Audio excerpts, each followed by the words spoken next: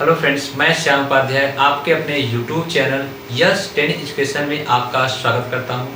आज आपको 12th का पहला चैप्टर वैद्युत क्षेत्र तथा वैद्युत विभव का पार्ट नंबर 8 लेकर आया हूं। इससे पहले आपको 7 पार्ट दिया गया है और उसके साथ में आपको एक आवेश का प्रैक्टिकल भी दिया गया है। और इससे पहले जो आपको दिया गया वह था एकांक बिंदु आवेश के कारण वैद्युत विभव, वो डेरिवेशन था। उस डेरिवेशन को आपको पूरा कराया गया। इसके बाद उसके आगे के हेडिंग को कंटिन्यू करते हुए दिखाया। यदि आपको यह वीडियो समझ में आ रहा हो तो दोस्तों को शेयर करिए और लाइक करिए, कमेंट करिए। यदि इस पूरे टॉपिक में जो पढ़ाया जाएगा आज आपको कोई समस्या आती है तो आप कमेंट में कमेंट करिए कि ये समस्याएं हैं।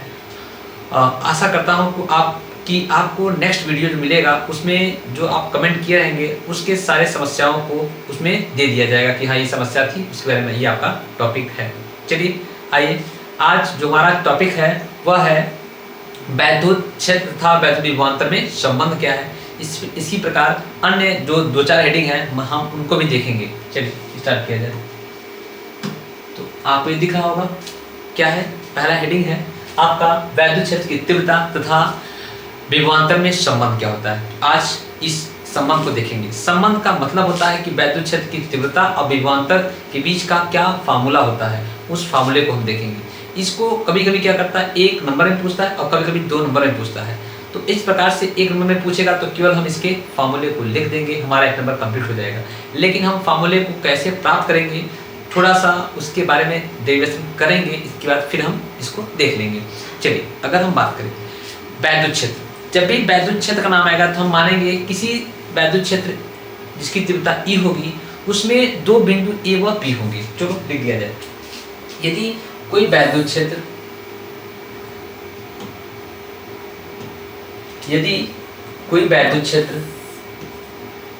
E में 2 बिंदु हैं, एक बिंदु A है और एक बिंदु B है। वैद्युत क्षेत्र के समांतर AB के बीच की दूरी क्या हो, अगर डेल्टा x है और बिंदु A पर जो विभव हो वो हमारा VA हो और बिंदु B पर जो विभव हो वो क्या हो, VB हो। तो इस प्रकार से वैद्युत क्षेत्र की तीव्रता क्या है, उसमें E है ना। तो हम विभवांतर परिभाषा क्या कहता है कि यहाँ लिखेंगे कि माना किसी वैद्युत क्षेत्र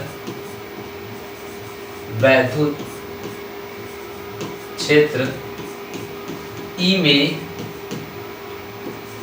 2 बिंदु A व B पर विभव क्या है, VA व VB है। VA व VB है। VA इज ग्रेटर देन है VB। तो परिभाषा क्या कहता है, परिभाषा कहता है कि निम्न बिंदु से उच्च बिंदु तक आवेश को ले जाने में जो कार्य करना पड़ता है उसे विभवांतर कहते हैं। अर्थात आप कह सकते हो कि VA माइनस VB बराबर क्या हो जाएगा, W/Q0। चूंकि हम मान रहे हैं कि B पर जो आवेश रखे वो क्या है, Q0 आवेश है। ये आपको परिभाषा बताया गया है, यह होता है। अब आप ये भी जानते हो कि वैद्युत क्षेत्र की, इसको इक्वेशन फर्स्ट मान लिया जाए, वैद्युत क्षेत्र की तीव्रता E बराबर होता है आपका बल F/Q0। तो यहां से हम बल F बराबर लिख सकते हैं E इंटू Q0। इक्वेशन क्या हो जाएगा 2। समीकरण 2 के मान को 1 में रखने पर तो क्या है, जो विभवांतर हमारा क्या है, VA माइनस VB बराबर कार्य बटे समय है W/Q0। हम जानते हैं कि कार्य बराबर क्या होता है, बल गुणे विस्थापन होता है, बटे क्यू नॉट। चूंकि बल हम यहाँ से देख लेंगे, बल क्या है, E इंटू क्यू है, तो इस आधार पे V A minus V B बराबर क्या हो जाएगा, E इंटू क्यू नॉट। और विस्थापन क्या है, यहाँ से यहाँ का विस्थापन क्या है, विस्थापन डेल्टा एक्स है। विस्थापन क्या हो जाएगा, डेल्टा एक्स बटे क्यू नॉट। ये क्यू नॉट कट गया। तो इस आधार पे हम बात करेंगे V A minus V B equal to E into delta x. तो ई इक्वल टू बोल सकते हो कि V A minus V B बटे डेल्टा एक्स, या इसको एक बिंदु के लिए एक बिंदु के लिए क्या बोलोगे, इसी को बोल दोगे E इक्वल टू एक बिंदु के लिए वी ए, जो V A minus V B है वह बन जाएगा डेल्टा वी ए बटे डेल्टा एक्स, या इसको ऐसे भी लिख सकते हो कि E equal to V by x, ये भी आप लिख सकते हो। इस प्रकार से वैद्युत क्षेत्र की तीव्रता और विभवांतर में संबंध है। इसका मात्रक क्या होगा, मात्रक वोल्ट पर मीटर होगा। तो हमने इस शेड्यूल को देखा, वैद्युत क्षेत्र की तीव्रता और विभवांतर में क्या संबंध, वो कैसे फाइंड करेंगे, ये भी देखिए इस प्रकार से। अगले हेडिंग को देखा जाए। अगला हेडिंग है हमारा विभव प्रवणता और वैद्युत क्षेत्र की तीव्रता में संबंध। विभव प्रवणता और वैद्युत क्षेत्र की तीव्रता में संबंध को देखा जाए।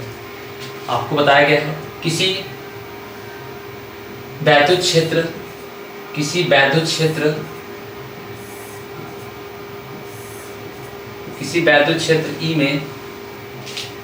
E में यदि दो बिंदु, एक A है और एक B है, इसके बीच की दूरी क्या हो, डेल्टा x हो, तो बिंदु B पर विभव VB बराबर यदि मान ले V हो, और B से डेल्टा x दूरी तय करने के बाद जो विभव में वृद्धि हुआ डेल्टा V हो गया, तो हम कहेंगे कि VA पर विभव क्या हो जाएगा, B पर जो विभव था वो होगा प्लस B से A तक आने में डेल्टा V की बढ़ोतरी हुई, तो A पर विभव हमारा हो जाएगा V प्लस डेल्टा V।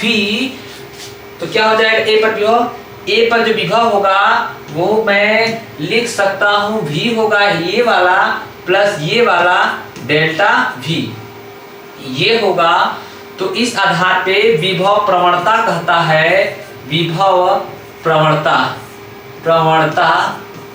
कहता है कि दो बिंदुओं के बीच दूरी के सापेक्ष विभव में वृद्धि को विभव प्रवणता कहते हैं। विभव में वृद्धि को विभव प्रवणता दूरी के सापेक्ष। तो इस प्रकार से क्या हो जाएगा, VA माइनस VB बटे डेल्टा x।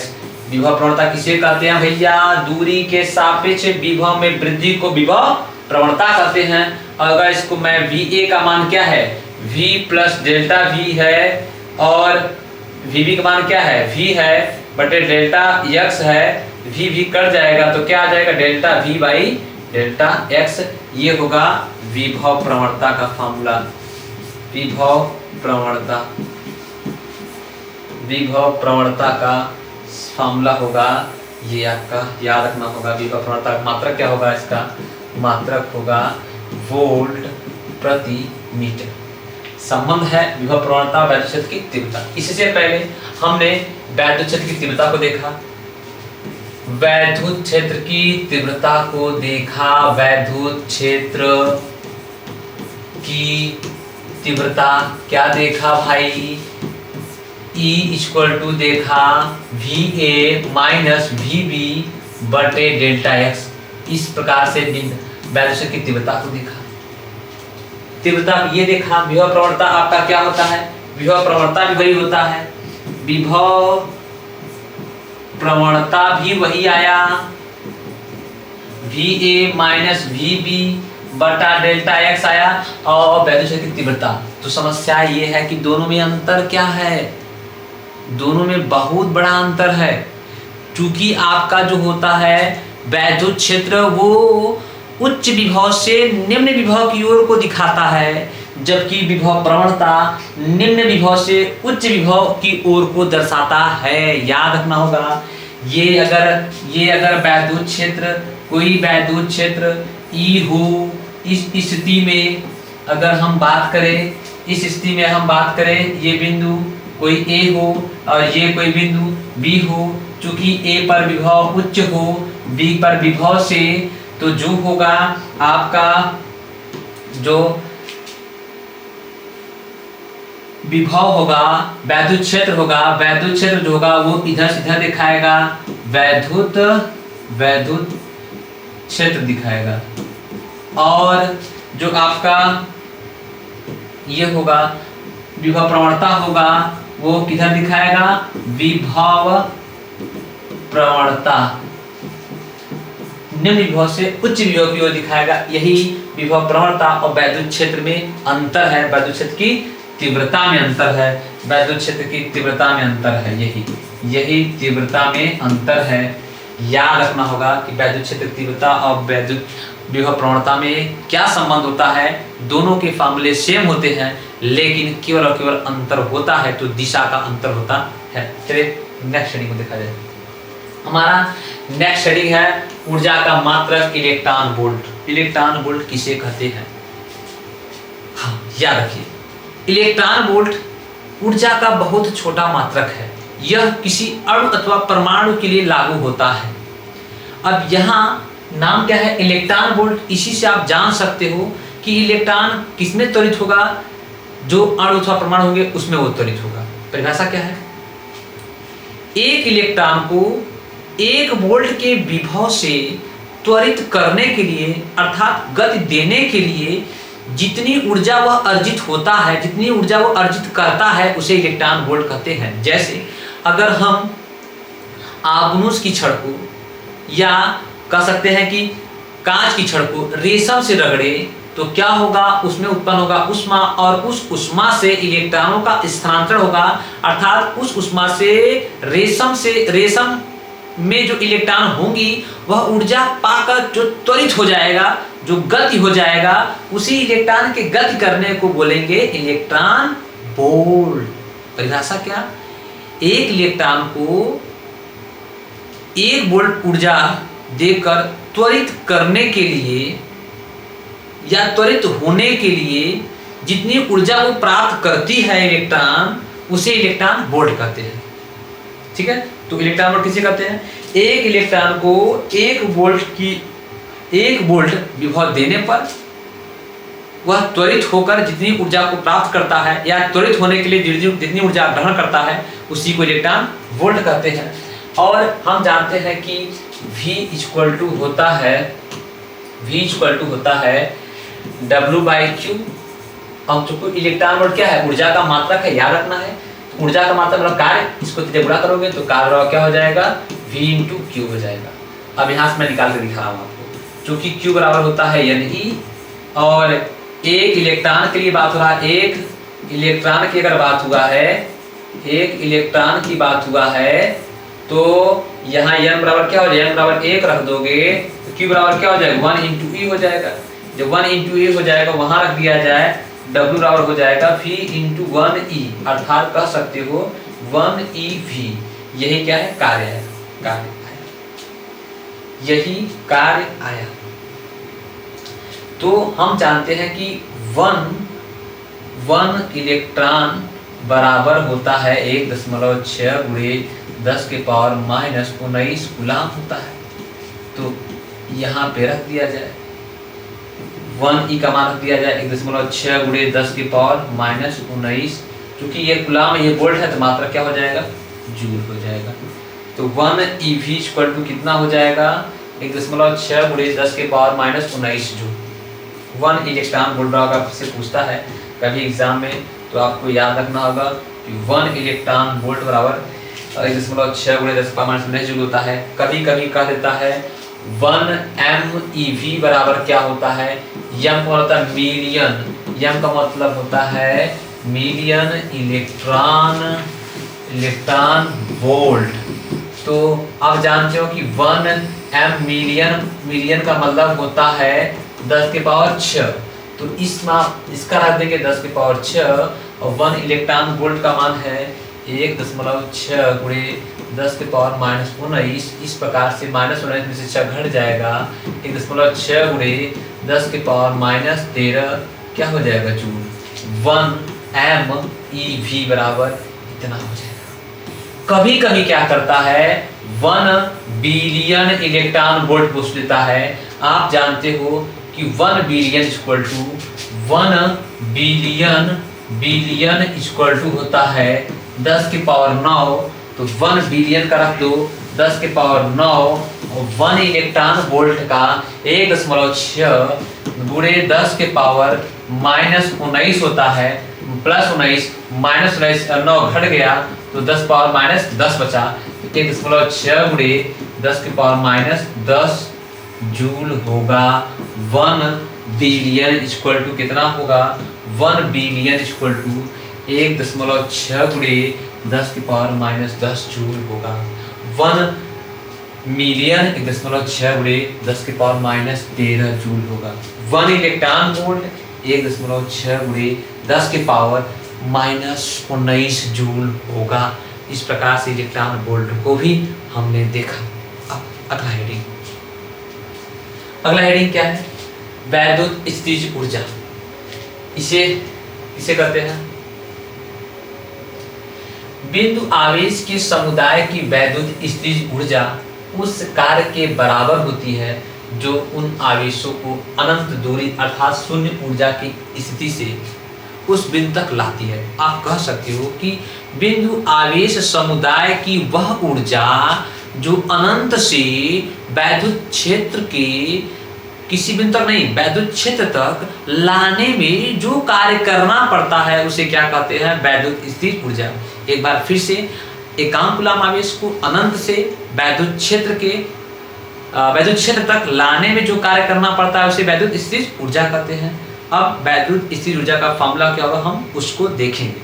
चलिए, माना कि दो बिंदु आवेश Q1 व Q2 है। माना दो आवेश क्या है Q1 व Q2 है कितनी दूरी पर, r दूरी पर। जब भी एग्जाम में पूछेगा इस प्रकार जो हम लिख रहे हैं इसी प्रकार लिखते हुए अपने फार्मूले को दर्शाएंगे। केवल फार्मूला लिख देंगे तो आपको पूरा नंबर नहीं मिलेगा। इस प्रकार से फार्मूले को देखते हुए आप चलेंगे तो क्या हो जाएगा, यहाँ पे Q1 है और यहाँ पे Q2 है, बीच की दूरी r है। तो क्या लिखेंगे, Q1 आवेश के कारण Q2 पर विभव किसके कारण हो रहा है, Q1 के कारण। तो जो आवेश होगा किसका आएगा, Q1 का आएगा। तो वैद्युत विभव का फार्मूला होता है 1/4 पाई एप्सिलॉन नॉट Q1/r। ये हो जाएगा आपका विभव। क्योंकि हमको निकालना क्या है, वैद्युत स्थितिज ऊर्जा निकालना है। वैद्युत स्थितिज ऊर्जा निकालना है तो इस केस में परिभाषा से, वैद्युत स्थितिज ऊर्जा की परिभाषा से बात कर रहा हूं। एकांक कूलम आवेश को, एकांक कूलम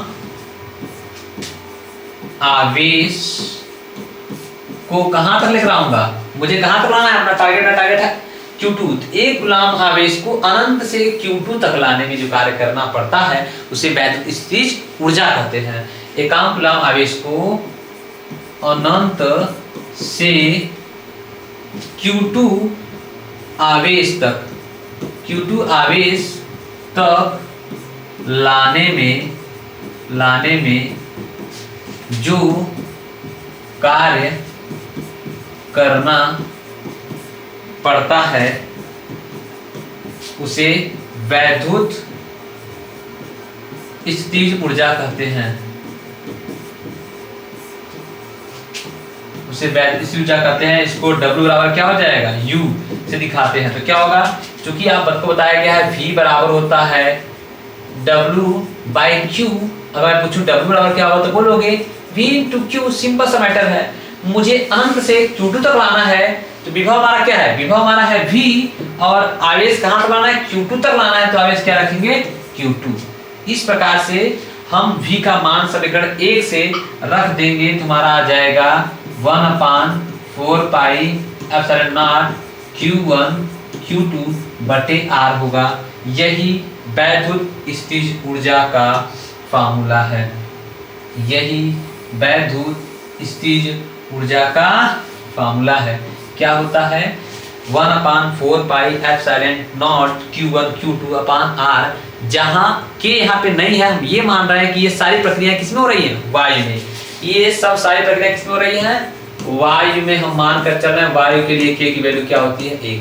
इस प्रकार से वैद्युत स्थितिज ऊर्जा की परिभाषा को देखा और उसके द्वारा उत्पन्न फार्मूले को भी देखा। चलिए नेक्स्ट, अगला क्या है? वैद्युत द्विध्रुव। यहाँ पे होना चाहते हैं वैद्युत द्विध्रुव आघूर्ण भी कर सकते हो, कोई दिक्कत नहीं है। वैद्युत द्विध्रुव आघूर्ण, इलेक्ट्रिक डाइपोल। परिभाषा क्या है? परिभाषा इसका यह है, दो समान परिमाण तथा विपरीत चिन्ह के आवेश हो, उनके बीच की दूरी 2l हो, तो उनमें से कोई एक आवेश तथा उनके बीच की दूरी के गुणनफल को वैद्युत द्विध्रुव आघूर्ण कहते हैं। इसको P से दिखाते हैं। यह सदिश राशि है। ठीक है, चलिए लिख दिया जाए। क्या लिखेंगे? फिगर क्या बनाएंगे? दो समान परिमाण के किंतु विपरीत चिन्ह के आवेश हो, उनके बीच दूरी क्या हो? 2l हो, तो उसमें से कोई एक आवेश तथा उनके बीच की दूरी के गुणनफल को वैद्युत द्विध्रुव आघूर्ण कहते हैं। और इसका मात्रक क्या होता है? इसका मात्रक जो होता है आवेश का कूलाम होता है और दूरी का मीटर होता है। इस प्रकार से क्या हो जाएगा? कूलाम मीटर हो जाएगा। इसका मात्रक क्या होगा? Coulomb metre. यह कैसी राशि है? यह सदिश राशि है। यह सदिश राशि है। अब वैद्युत द्विध्रुव आघूर्ण के कितने प्रकार आपसे पूछे जाए, कितने प्रकार होते हैं? तो वैद्युत द्विध्रुव आघूर्ण के वैद्युत द्विध्रुव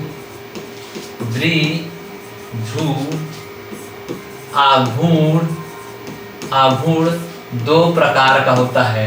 दो प्रकार का होता है। एक पहला हो जाएगा अध्रुवीय वैद्युत अध्रुवीय, और दूसरा हो जाएगा क्या हो जाएगा? ध्रुवीय ना। चलिए अब इसमें से एक को देखते हैं। पहले हम बात करते हैं इसकी अध्रुवी की। अध्रुवी किसे कहते हैं?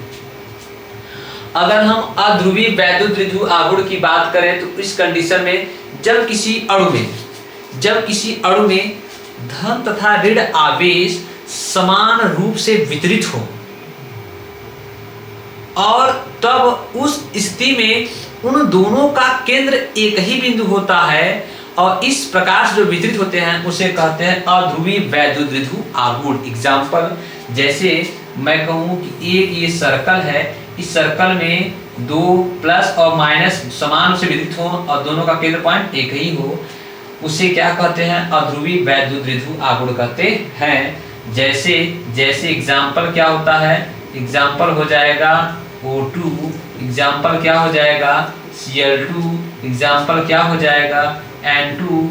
ये सब क्या होंगे? ये अध्रुवी वैद्युत द्विध्रुव आघूर्ण हैं। इन दोनों का केंद्र बिंदु एक ही होता है।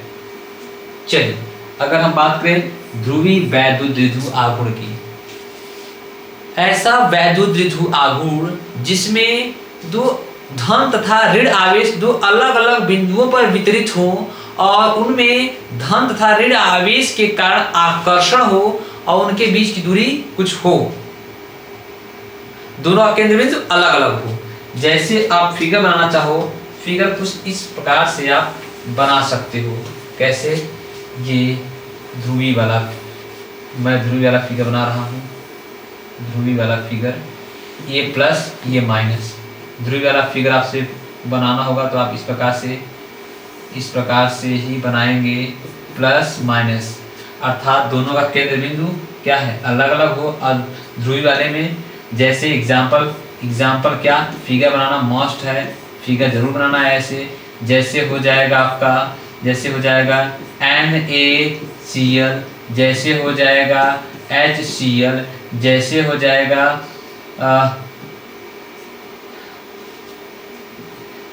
जाएगा ये दो याद रखोगे, या कह सकते हो कि MgCl2, दो अलग अलग हो जाएंगे। यह क्या है, ध्रुवीय वैधु द्विध्रुव आघूर्ण के उदाहरण है। चलिए, अगर यह सब आपको समझ आया हो, अपने दोस्तों में शेयर करिए, लाइक करिए, कमेंट करिए, सब्सक्राइब करिए। Thank you watching for this video.